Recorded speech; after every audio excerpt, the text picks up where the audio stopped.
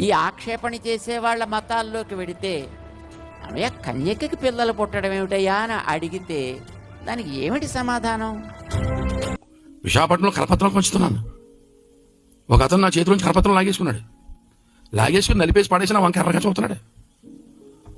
ఎర్రగా చూస్తూ అన్నాడు, యేసుప్రభు గురించే కదా అన్నాడు. అవును యేసుప్రభు గురించే అన్నాను. నీకు ఆయన ఎలా పుట్టాడో తెలుసా అన్నాడు. ఎందుకు తెలియదు తెలుసా అన్నాను. చెప్పి అలా పుట్టాడు అన్నాడు. కన్య మరియ పరిశుద్ధాత్మ ద్వారా గర్భం ధరించి యేసుని కన్నది అన్నాను. నీకేమైనా మెంటలా అన్నాడు. అన్నాను. పురుషునితో సంబంధం లేకుండా పిల్లలు పుడతారా అన్నాడు. నేను అన్నాను, మనుషులకైతే అసాధ్యం కానీ దేవునికి సమస్తము సాధ్యమే అన్నాను. ఇటువంటి పిచ్చి పిచ్చి కథలు ఇప్పుడు నమ్మకం, అదంతా అబద్ధం, ఇక్కడి నుంచి వెళ్ళిపో అన్నాడు. నేను అన్నాను వెళ్ళిపోతాను కానీ వెళ్ళిపోయే ముందు ప్రశ్న అడుగుతాను సమాధానం చెప్పాను. ఏంటో అడిగా అన్నాడు. కర్ణుడు ఎక్కడి నుంచి పుట్టాడు అన్నాను. చెవులోంచి పుట్టాడు అన్నాడు. చెవులోంచి పుడితే గర్భసంచి గోబలో ఉందా అన్నాను. ఆడికి మెంటలో వచ్చేసింది. గర్భసంచి గోబలో ఉంటే ఇంత అయిపోతుంది గోబా.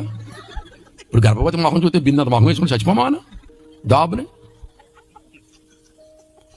ఇప్పుడు చెవులోంచి పుడితే గర్భసంచి గోబలో ఉందంట. నీకు ఇది నచ్చిందని నాకు మెంటలో నీకు మెంటలు యేసుప్రభు నమ్ముకరా అన్న. దాన్ని వచ్చేసాను. దేవునికి స్తోత్రం. హల్లెలూయా.